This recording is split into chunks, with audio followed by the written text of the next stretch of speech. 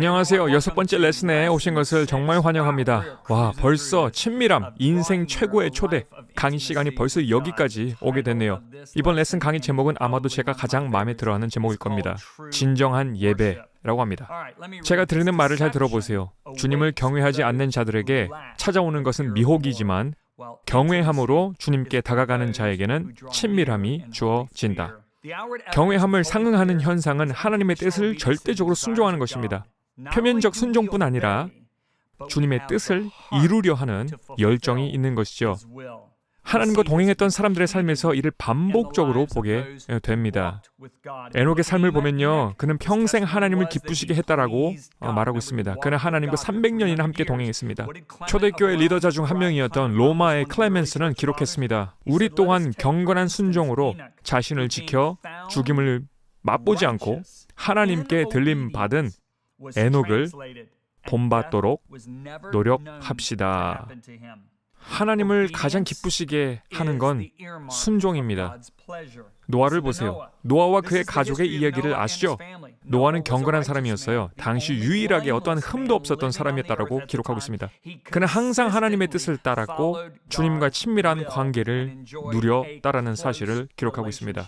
그 내용은 창세기 6장 9절에서 10절의 내용이고요. 강조하자면 하나님을 가장 기쁘시게 하는 게 바로 순종이다라는 것을 다시 볼 수 있어요. 우리가 주님을 경외할 때 반응적으로 그분께 순종하게 됩니다. 바울은 빌립보 교회에 이렇게 말했습니다. 그러므로 나의 사랑하는 자들아, 너희가 나 있을 때뿐 아니라 더욱 지금 나 없을 때도 항상 복종하여 두렵고 떨림으로 너희 구원을 이루라. 너희 구원을 사랑과 선함으로 이루려 하지 않고 두렵고 떨림으로 이루라 라고 하고 있죠. 세상에 구원을 이루라. 구원 그 의미가 뭘까요? 두렵고 떨림으로 예수님과 더 깊은 성숙한 관계로 나아가라는 것입니다. 이 전의 말씀을 볼까요? 그러므로 나의 사랑하는 자들아, 너희가 나 있을 때뿐 아니라 더욱 지금 나 없을 때에도. 이건 단지 바울이 빌립보 교회에게 하는 말이 아니라 우리 모두에게 하시는 하나님의 말씀이죠.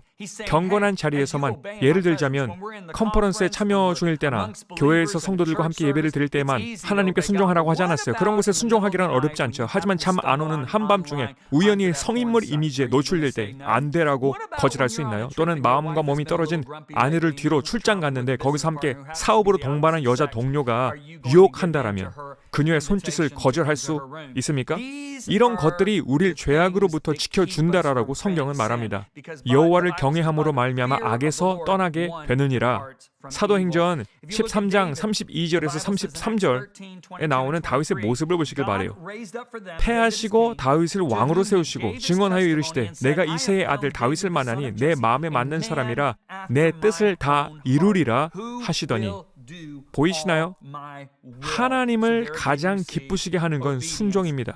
잊지 못할 일이 있었는데 어떤 컨퍼런스에서 말이죠. 예배 중이었는데요. 전 그때 주위 사람들과 함께 찬양을 부르고 있었습니다.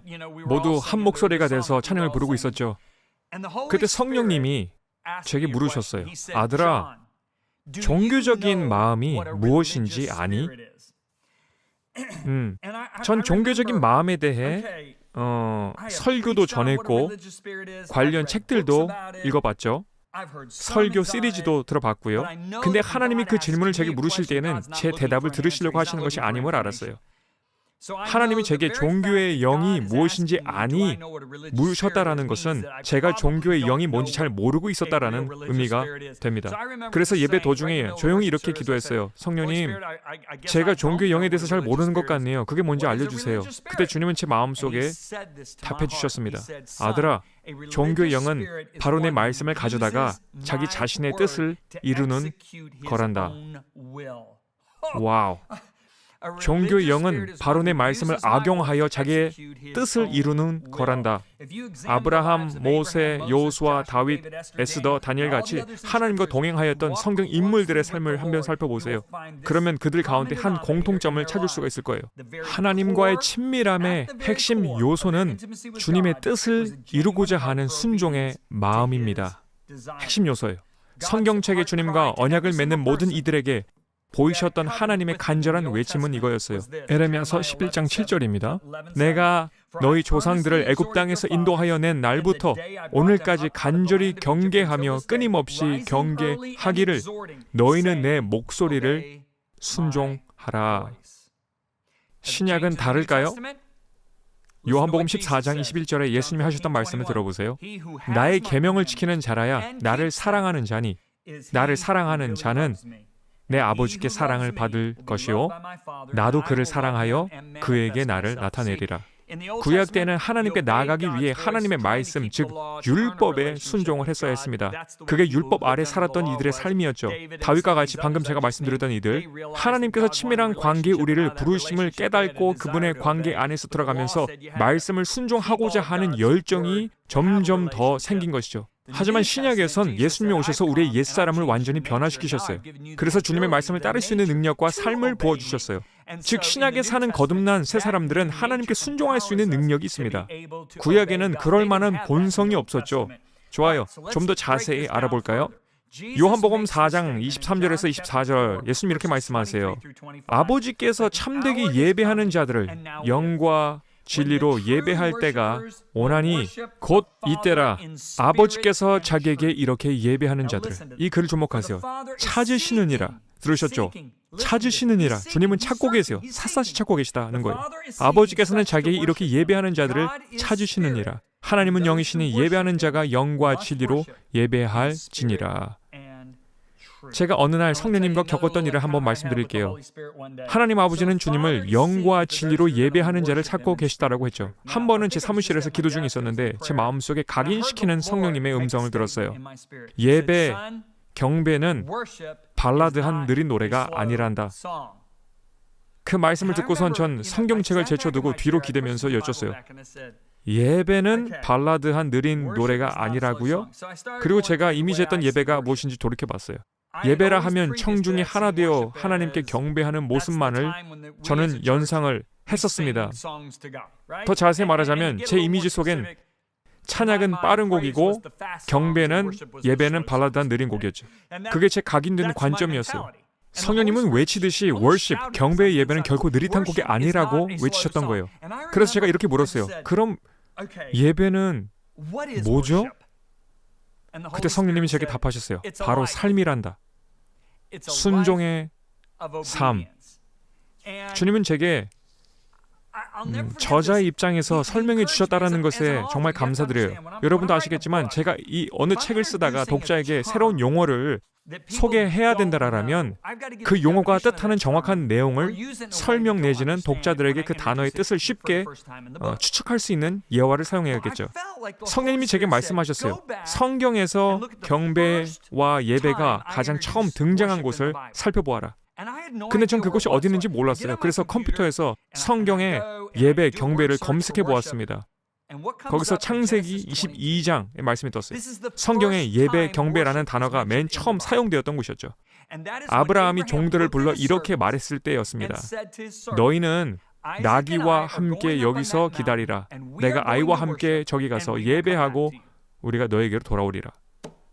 아시겠지만 그때는 하나님이 아브라함에게 아브라함아 네 아들 내 사랑하는 독자 이스라엘을 번제로 드리라 하고 명하셨던 때였습니다. 아브라함은 모리아 산을 향해 3일 길을 걷고 종들에게 한 말입니다. 우린 가서 예배하고 오겠다. 이 말씀을 통해 성령님은 말씀하셨어요. 아들아, 아브라함은 그 산에 올라가서 발라드한 느린 노래를 부르지 않았단다. 전 정말이네요. 그는 오직 나를 순종하기 위해, 내 말을 따르기 위해 산에 올랐다. 주님이 말씀하셨어요. 와, 자 여기서 한번 깊이 묵상해보자고요. 그곳엔 어떤 느린 발라드한 노래는 없었습니다. 단지 하나님의 말씀이 그에게 던져졌고 그는 그 순종을 했을 뿐이에요. 그게 참된 예배죠. 그래서 아모스서에서 하나님은 이런 말씀을 하시는 겁니다. 말씀하시길 내 노랫소리를 내 앞에서 그칠지어다. 내 비파 소리도 내가 듣지 아니하리라. 대신 오직 정의를 물같이 공의를 마르지 않는 강같이 흐르게 할지어다. 그럼 그 강은 영원히 멈추지 않을 거란 거죠. 하나님의 말씀은 즉 내가 바라는 것은 지속적인 순종된 삶이지 아름다운 노래가 아니다. 너희는 순종의 삶을 살아라. 순종하는 삶이야말로 내게 아름다운 경배와 예배이다. 자, 하나님께서는 영과 진리로 주님을 예배하는 자를 찾으신다라고 하셨죠? 맞죠? 이 예배 영에 대해서는 다음 시간에 더 나눠보도록 하고 오늘은 진리에 대해서 알아볼게요. 하나님은 진리로 주님을 예배하는 자를 찾으세요. 진리의 원어는 헬라어로 알레테이아입니다. 바인스 성경사전은 이 단어를 이렇게 정의해요. 현상적으로 직시할 수 있는 드러나는 지극히 현실적인 참된 본질을 가리킨다. 쉽게 말하자면 참된 예배는 사람의 가장 깊은 본질, 즉 우리 마음속에 자리 잡고 있는 마음 중심을 설명해 주는 거예요. 예를 들어 보겠습니다. 교제에는 3가지 단계가 있습니다. 진리 안에 예배하는 것은 우리 마음에서부터 비롯한다라는 것을 설명드리고 싶어요. 교제의 3가지 단계를 통해서 말이죠. 3가지의 단계 아시죠? 첫 번째 단계이자 가장 기초 단계는요, 말로 하는 교제입니다. 가장 기초 단계입니다. 예수님이 비유해 주셨던 2 아들의 비유를 보세요. 아버지가 아들에게 말하죠. 밭으로 나가서 일하거라. 근데 아들의 말이 싫어요. 아버지가 또 다른 아들에게 말해요. 밭에 나가서 일하거라. 그 아들이 답하죠. 네 아버지, 밭에 가서 일하겠습니다. 라고요. 그러나 말대로 하지 않아요. 도리어 싫어요 라고 했던 아들이 밭으로 나가서 일을 합니다. 예수님 물으세요. 이 중에 누가 아버지의 뜻대로 행하였느냐? 말씀즉슨 행실이 말보다 더 높은 수준의 교제라는 것을 보여주신 것입니다. 말은 관계의 가장 기초적인 교제입니다. 사도 요한은 요한 1서 3장 18절에서 이렇게 말합니다. 자녀들아, 우리가 말과 혀로만 사랑하지 말고 행함과 진실함으로 하자라고 기록하고 있습니다. 이 구절에서 대화의 3가지 단계를 볼 수가 있어요. 첫 번째는 말과 혀, 즉 언어이죠. 두 번째는 행함, 즉 행실이죠. 마지막은 진실, 아까 본 헬라어 알테이어이죠. 행함과 행실에 대해서 이제 볼까요? 교제 2번째 단계는 행함과 행실이에요. 바울은 고린도전서 13장 3절에 말합니다. 내가 내게 있는 모든 것으로 구제하고 또 내 몸을 불사르게 내줄지라도 사랑이 없으면 내게 아무 유익이 없느니라. 최고 행실이라면 우리 모든 소유를 불우한 이웃에게 주는 것이나 심지어 제 몸을 내어주는 것보다 더 큰 사랑의 행실은 없을 것입니다. 그렇지만 바울은 제 마음속에 사랑이 없어도 이런 행실들을 할 수 있다라고 말합니다. 하고 있어요. 그리고 이 모든 결말에는 가장 높은 수준의 교제가 있죠. 그건 바로 마음의 교제예요. 요한이 우리의 말과 혀로만 사랑하지 말고 행함과 진실함으로 하라라고 말한 것입니다. 우리는 당연히 언어로도 사랑을 해야 되고 또 행실로도 사랑을 해야 되죠. 하지만 그 사람의 마음속 깊은 곳에서부터 나오지 않는 사랑은 헛된 것입니다. 예배 또한 마음으로부터 흐르지 않는다면 헛된 것입니다. 하나님 아버지는 그 마음속 깊은 곳에서부터 예배하는 자들을 찾고 계시기 때문입니다. 그런 이유에서 하나님이 주님의 백성에게 말씀하셨던 거예요. 너희가 즐겨 순종하면 땅의 아름다운 소산을 먹을 것이요. 제 삶을 뒤돌아보면 저는 강단 말씀으로 공급받지 못할 때가 있었죠. 성경 말씀을 통해 전해지는 목사님의 설교를 통해 아무런 영적 양식을 공급받지 못하고 있었어요. 저는 목사님께 순종하는 대로 하고 있었고요. 제 위는 권위자로서 맡겨져 있는 일에 충성하고 있었습니다. 한 번은 기도했어요. 하나님, 전 너무 영적으로 목말라 있어요. 그때 주님이 말씀하셨죠. 이사야 1장 18절 19절 읽어보아라. 그래서 말씀을 펴보고 너희가 즐겨 순종하면 땅의 아름다운 소산을 먹을 것이요. 말씀하시길 네가 땅의 아름다운 소산을 먹고 있지 않는 건 아니냐? 전 대답했죠. 하나님, 권위에 순종하고 있다라고요. 모든 것이요. 그때 주님은 난 네가 단지 순종하면 아름다운 소산을 먹을 것이라고 하지 않았어. 난 분명히 내게 즐겨 순종하면이라고 했지. 보세요. 순종은 행실이지만 즐긴다라는 것은 마음의 태도예요. 결국 즐거움은 교제의 더 높은 단계인 것이죠. 잘 들어보세요. 우린 부모님이나 상사나 목사님이나 부탁하는 일들을 순종할 수는 있습니다. 모든 것에 말이죠. 그렇지만 즐겨 행치 않는다라면 참된 예배가 끊기게 되는 것입니다.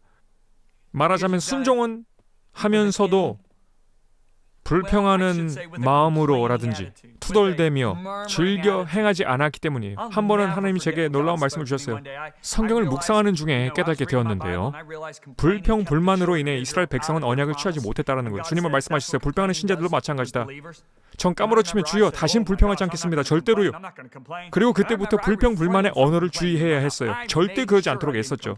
심지어 아내에게 제가 그랬어요. 우리의 아이들도 절대 불평하지 않도록 바로바로 훈육해 줍시다. 불평한다라는 것은 곧 하나님이 우리의 삶에 행하시는 일이 마음에 안 든다라고 표현하는 거예요. 강하게. 전 제가 불평, 불만의 언어를 입 밖으로 내지 않는다라고 거의 자부할 수 있는 수준에까지 이르렀어요. 금식을 하고 있었는 중이었는데 눈을 떴어요. 성령님이 대뜸 그러시는 거예요. 넌 너의 마음속으로 불평하지 않느냐? 전 그날 아침에 무거운 마음에 침대에서 일어나질 못했어요. 침대 옆에 무릎을 꿇고 기도를 했어요. 주님 용서해 주세요. 제 말 잘 들어보세요. 우리의 모든 것들은 다 마음속에서부터 비롯됩니다. 거기에서부터 언어가 비롯되고요. 행동이 피어납니다. 만약 마음이 없이 했다면 우리의 수고는 모두 헛것이 될 것입니다. 영생의 보상을 꿈꾸면서 하나님을 위해 수많은 일을 일궈냈다 해도 만약 즐거운 태도로 마음으로 임하지 못했다라면 하나님은 그 예배를 보시며 음악과 악기를 멈춰라. 난 그것들을 받지 않겠다. 내가 바라는 건 경건한 삶, 즉 마음에서부터 우러나오는 태도 그리고 순종이다. 너의 마음 중심에서부터. 주님은 우리의 바른 태도와 순종하는 마음을 주님께서 귀히 여기시고 계시기 때문입니다. 요한복음 14장 21절의 말씀을 제가 다시 한번 읽어드릴게요. 정말 중요한 내용이기 때문입니다. 영어 성경으로 빨간 글씨로 강조된 기록은 예수님의 말씀인 것이죠. 나의 계명을 지키는 자라야 나를 사랑하는 자니 나를 진실로 사랑하는 자는 내 아버지께 사랑을 받을 것이요 나도 그를 사랑하여 그리고 여기서 잘 들어보세요. 그에게 나를 나타내리라. 내가 내 자신을 그에게 뚜렷이 나타내어서 내가 진실로 그의 삶에 거하겠다. 왜 수많은 크리스천들이 교회를 다니고 성경 공부를 하고 신앙 고백을 하는데도 예수님을 실질적으로 체험하지 못하는 걸까요? 제가 이유를 알려드릴게요. 영과 진리로 예배 드리지 않았기 때문입니다. 그들에게 주님을 향한 순종은 필수 사항이 아니라 선택 사항인 것이죠. 개인의 목적이나 계획 또는 관념을 침범하지 않는 한에서만 순종하는 것이죠. 제가 진짜 바라는 게 있다면 여러분 모두가 우리 하나님 아버지는 지금도 영과 진리로 예배하는 자들을 열정적으로 찾고 계시다라는 사실을 깨닫길 바랍니다. 저는 여러분이 주님을 마음속 깊은 가장 깊은 대화의 단계로 들어가셨으면 좋겠습니다. 근본이 자리 잡으면 내외 것들은 저절로 자리를 찾아가게 되어 있습니다. 모든 근본은 우리 내면에 뿌리 내리고 있기 때문입니다. 그래서 성경은 우리에게 말해요. 더욱 너의 마음을 지키라. 생명의 근원이 이에서 남이니라. 지금까지 6 강의를 통해 정말 많은 것을 나눴습니다. 다음 시간엔 절대 빠져서는 안 되는 내용을 나눌 것입니다. 바로 주님의 임재 안에 거하는 것입니다. 하나님과 친밀한 관계를 맺어가는 삶을 누리기 위해 우리에게 꼭 깨달아야 할 내용이기 때문에 다음 레슨을 놓치지 마세요.